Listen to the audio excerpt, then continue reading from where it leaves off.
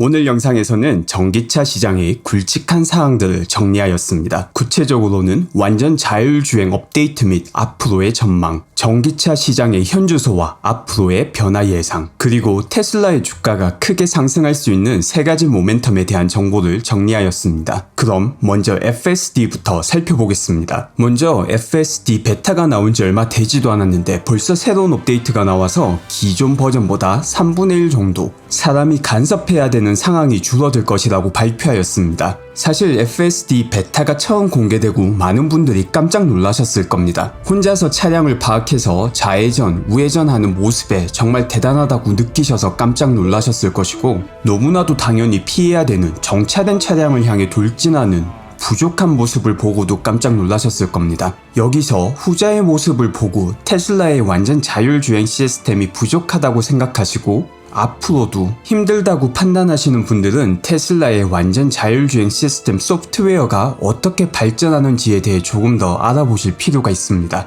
베타 FSD가 출시되고 10일 만에 3분의 1의 오류를 개선한 업데이트 출시, 그리고 앞으로도 매 5에서 10일마다 이런 업데이트를 출시한다고 하였는데 이게 어떻게 가능한 것인지, 그리고 얼마나 효율적인 것인지 일론이 컨퍼런스 콜에서 했던 말을 먼저 살펴보겠습니다. 점차적으로 참여를 높여서 광범위한 출시를 가능하면 올해 말쯤에 할 계획입니다. 그리고 당연히 시스템이 더 많은 데이터를 모으면 더욱 성능이 향상됩니다. 마치 구글의 서치 엔진이 점점 더 진화하는 것과 같은 것이죠. 모든 사람들이 구글을 통해 프로그램하고 질문을 던지고 특정 링크를 클릭해서 구글이 훌륭한 피드백 루프를 얻고 이를 통해 엄청나게 효율적인 서치 엔진이 되는 것처럼 똑같은 일이 우리의 자율주행에서도 일어나고 있습니다. 몇백만 차량이 우리에게 피드백을 제공해주고 있으며 이 피드백은 특히 비정상적인 상황에 초점이 맞춰져 있습니다. 이런 상황은 시뮬레이션으로도 얻을 수 없기에 정말 가치가 높습니다. 이건 일상적이고 당연한 상황들이 아니죠. 당연한 상황은 시뮬레이션으로도 할 수 있지만 이런 비정상적인 상황은 현실만이 제공해 줄 수 있습니다. 이를 통해서 우리의 시스템은 이런 비정상적인 상황에 대해서도 트레이닝을 할 수 있습니다. 그리고 비슷한 다른 상황들을 비교해서 정말 극히 드물게 일어나는 이런 비정상적인 상황들에 대한 대처 방법도 향상이 됩니다. 정말 강조하고 싶은 건 이건 일반화된 신경 기반 접근이라는 것입니다. 이를 위해서는 고화질의 지도가 필요한 것도 휴대폰 통신이 필요한 것도 아닙니다. 자동차와 시스템이 설계된 방법은 어떤 형태의 통신도 없고 한 번도 가본 적이 없는, 심지어 테슬라 차 중 단 한 대도 가본 적이 없는 곳에 가더라도 차가 알아서 사람처럼 주행이 가능하게 되는 방법입니다. 그게 바로 우리가 개발 중인 시스템이고 올해 출시하는 시스템입니다. 제가 굳이 첨언을 안 해도 일론이 테슬라의 소프트웨어 기술력에 대해 너무나 잘 설명을 해주었습니다. 실제로 10일 만에 업데이트가 나온 점에서 그 능력이 확인이 되는 것입니다. 초기 베타 테스트가 이처럼 소수의 사람만 참여한 이유도 여기서 나옵니다. 아직까지 트레이닝 되지 않은 부분이 많기에 적은 테스터들로도 충분한 예외 상황이 발생하고 그 피드백을 받을 수 있기 때문이었습니다. 실제로 10일 만에 이를 바탕으로 업데이트를 만든 것이지요. 그리고 이런 개선이 이어짐에 따라서 피드백이 필요한 상황 자체가 줄어들기에 테스터 수를 점점 더 늘려서 필요한 피드백의 개수를 확보하며 더욱 안정성을 높이는 것입니다. 나중에 FSD가 모두에게 공개된다면 조금의 시간이 지나면 정말 1000만 분의 1, 수천억 분의 1의 확률로 일어나는 비정상적인 상황에 대한 데이터까지 축적되며 완전 자율주행이 인간보다 훨씬 나은 상황 대처 능력을 갖게 될 것입니다. 아직도 간혹 완전 자율주행에 라이다가 필요하다는 이야기가 나오는데 일론은 스페이스X의 크루 드래곤 라이다 관련 부분에 직접 관여한 전문가 중에서도 전문가입니다. 바로 우주에서 ISS에 일론의 크루 드래곤이 도킹할 때 사용되는 라이다에 관여한 초전문가이죠. 조만간 11월 14일 ISS로 가는 2차 크루 드래곤이 발사되기도 하고 저도 중계할 계획입니다. 어쨌든 이런 라이다 초전문가가 정말 예전부터 라이다가 차량에는 적합하지 않다고 말을 했고 이번 3분기 컨퍼런스 콜에서는 무료라도 안 쓴다는 말을 했죠. 라이다가 완전 자율주행에 절대적으로 필요하다고 이야기를 하는 것은 국제우주정거장 도킹에 필요한 라이다 시스템 전문가보다 뭔가 더 알고 계신 분이 주장하셔야 될 이야기 같습니다. 이런 전문성을 떠나서 직감적으로 생각해도 우리가 도로 주행에 의존하는 것은 눈으로 얻는 시각 정보인데 당연히 시각 정보를 처리하는 카메라 시스템이 소프트웨어적으로 발전되면 우리와 똑같은 수준 혹은 그 이상의 수준으로 주행할 수 있다는 것을 알 수 있지 않나 생각됩니다. 그리고 이렇게 FSD 완성도가 높아짐에 따라 테슬라의 자신감이 FSD 가격 향상으로 이어지고 있습니다. 얼마 전 6월에 1000불을 인상하여 8000불이 되었던 FSD가 다시금 가격이 올라서 10,000불이 되었습니다. 아마도 베타 딱지를 떼면 다시 한번 가격이 오를 가능성이 높을 것 같습니다. FSD도 그렇고 다른 하드웨어 제작도 그렇고 일론이 생각하고 실천하는 것은 우리가 일반적으로 생각하는 일직선의 선형적인 발전이 아닌 기하급수적인 발전이라는 것을 다시 한번 느낍니다. 그 다음 내용은 전기차 시장의 현주소와 전망에 대한 소식입니다. 전기차 판매 대수를 정말 꼼꼼히 체크해주는 EV Sales라는 곳을 일렉트랙에서 인용한 덕분에 알게 되었습니다. 이 사이트에 나온 통계에 따르면 현재 테슬라는 전체 전기차 시장의 18%를 차지하고 있습니다. 이 수치만 보면 생각보다 높지 않다고 느낄 수 있지만 2위인 폭스바겐과의 격차가 무려 3배입니다. 그리고 그 아래에는 현대와 기아를 포함하여서 아주 많은 회사들이 4% 미만의 시장 점유율을 가지고 있습니다.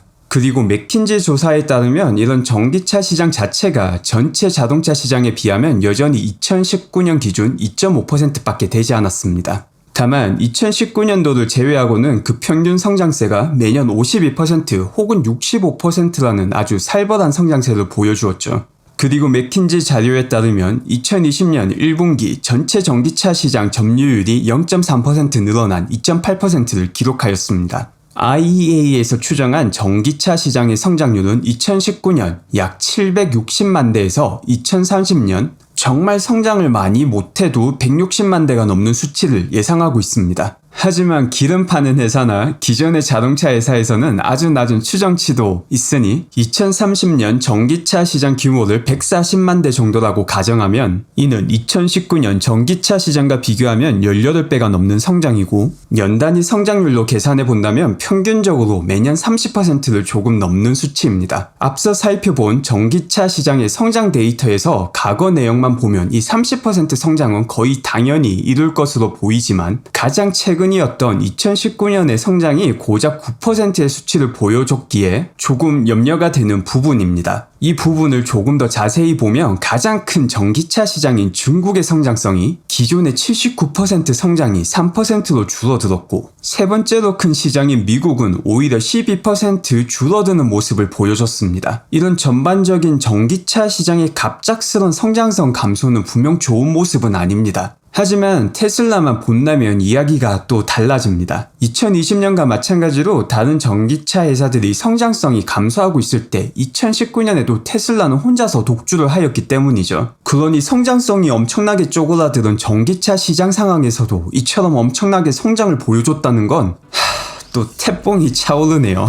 요즘 테슬라 영상에서 너무 테슬라를 칭찬하는 것 같아서 저도 정말 객관적으로 정보를 전해드리고 싶은데 이건 아무리 봐도 테슬라가 대단하다는 자료로밖에 해석이 안 됩니다. 게다가 2020년 3분기까지의 자료를 추가로 분석해보면 테슬라는 또 막 달립니다. 이것도 컨퍼런스 콜에서 일론이 생산과 관련해서 했던 말을 떠올리게 합니다. 생산은 거대한 S커브를 따른다고. 그리고 마치 3분기에 그 S커브에 기하급수적으로 생산력이 올라가는 부분을 찍은 것 같은 그래프를 확인시켜줬죠. 마치 2018년 3분기에 생산량 급증처럼 말이죠. 그리고 다른 회사들이 이런 테슬라를 따라가지 못하는 이유가 테슬라가 가진 독보적인 생산 능력, 기계를 만드는 능력이라고 이야기했었습니다. 기존 회사들이 매번 하던 거를 잘 알진 모르지만 이렇게 새로움을 창조하는 능력은 테슬라가 앞서 나가고 이런 새로움이 본격적인 생산성으로 이어질 때 생산량 폭증이 분기별 차트에서 드문드문 나오는 것이죠. 일단 테슬라가 엄청난 성장을 하고 있다는 내용은 뒤로하고 다시금 매크로를 살펴보게 되면 미국 전기차 시장은 2019년의 감소 이후 2020년 약 8.4% 40%의 성장이 예상되고 2021년은 다시금 70%에 가까운 폭발적인 증가가 예상됩니다. 성장성 그래프가 마치 2018년에 2019년도 성장성을 끌어다 쓴 듯한 모습을 보여주고 있습니다. 2019년이 상당히 아웃라이어의 성격을 띠고 있어서 조금 더 조사를 해보니 재미있게도 전기차 시장 자체가 변동성이 아주 높은 시장이었습니다. 포브스 자료에 따르면 과거 2010년 초반에도 엄청난 성장을 보여주다가 뜬금없이 2014년은 4%의 마이너스 성장을 보여주고 다시금 이 성장성을 회복하는 모습을 보여주었습니다. 혹시 제 영상을 보시는 논문을 준비 중인 경제학도가 계신다면 이쪽 주제 논문을 찾아보고 없으면 꼭 적으시길 바랍니다. 만약 있다면 댓글로 정보 공유 부탁드리겠습니다. 이거 너무너무 재미있는 현상이네요. 어쨌든 과거 전기차 시장의 흐름에서도 상승 트렌드에서 이렇게 성장성이 낮았던 해는 그 다음 1, 2년에 아주 큰 성장성을 보여줬고 이는 일반적인 경제 매크로에도 적용됩니다.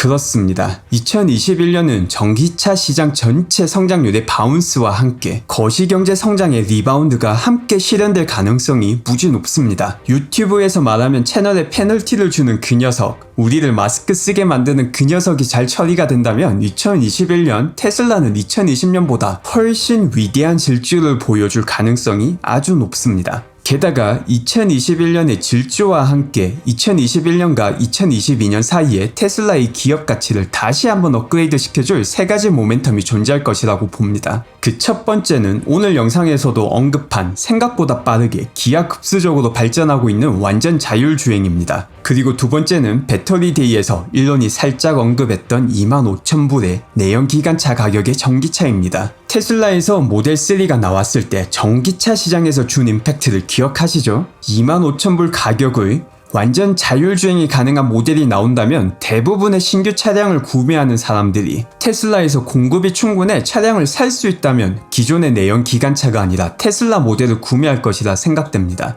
그리고 마지막으로는 전기차의 충전 속도 개선입니다. 이번에 컨퍼런스 콜에서 테슬라에서 배터리 생산량이 충족되는 대로 세마이의 생산을 늘릴 것이라 말하며 일반 차의 5배 이상의 배터리를 사용하는 세마이 사용에 지장을 주지 않는 수준으로 빠른 배터리 충전 방식인 메가차저를 개발하고 있다고 하였습니다. 이런 충전 방식의 개발은 이전 모델 충전 방식 개선에도 영향을 줄 것이라는 사실을 어렵지 않게 추측할 수 있습니다. 현재 30분 이상 걸리는 충전이 10분, 20분 정도로 단축이 된다면 인프라가 갖춰진 지역에서는 사실상 전기차가 기존 내연기관차보다 모든 면에서 뛰어나지게 되는 것입니다. 위의 세 가지 모멘텀이 2021년 거시경제의 반등, 전기차 시장의 반등과 합쳐지는 게 최상의 시나리오고 이것이 실현될 가능성이 충분히 높다고 저는 생각합니다. 정말 테슬라는 조사를 하면 할수록 매력적인 기업입니다. 물론 품질과 관련해서 이슈가 있고 또한 인프라스트럭처 구축 속도 및 서비스 센터가 전기차 판매량과 생산량을 못 따라가는 문제가 있다는 것도 알고 있습니다. 하지만 이런 단점을 모두 감안해도 2022년만 돼도 지금의 테슬라와는 기업 규모 면에서 너무나 다른 기업이 되어 있을 것 같습니다. 정말 제가 봤을 때 2022년까지 테슬라가 가질 수 있는 가장 큰 리스크는 10년에 한 번씩 찾아오는 금융위기 혹은 실물 경제 위기 같은 테슬라 외부적 매크로 리스크입니다. 이게 터지는 게 아니라면 테슬라의 눈에 띄는 실적 개선이 매 분기마다 확인될 것이라 생각합니다. 끝으로 저는 테슬라의 주가가 떨어질 때도 결국 주가는 장기적으로 펀더멘털을 따라가니 저는 개인적으로 걱정하지 않는다는 말씀을 드렸습니다. 마치 이런 주가처럼 저는 제 채널도 장기적으로는 제가 제공해 드리는 영상의 펀더멘털에 따라서 평가받는다는 생각으로 시청자 여러분에게 구독을 부탁하는 경우는 많지 않았습니다. 하지만 유튜브 알고리즘의 특성상 구독자가 많이 발생하는 영상을 더 노출시켜 줍니다. 그래서 제가 시간과 정성을 투자해서 만드는 이 영상이 괜찮은 영상이었다고 생각되셨다면 제가 더 많은 분들께 평가받을 수 있는 기회를 주는 구독을 부탁드립니다.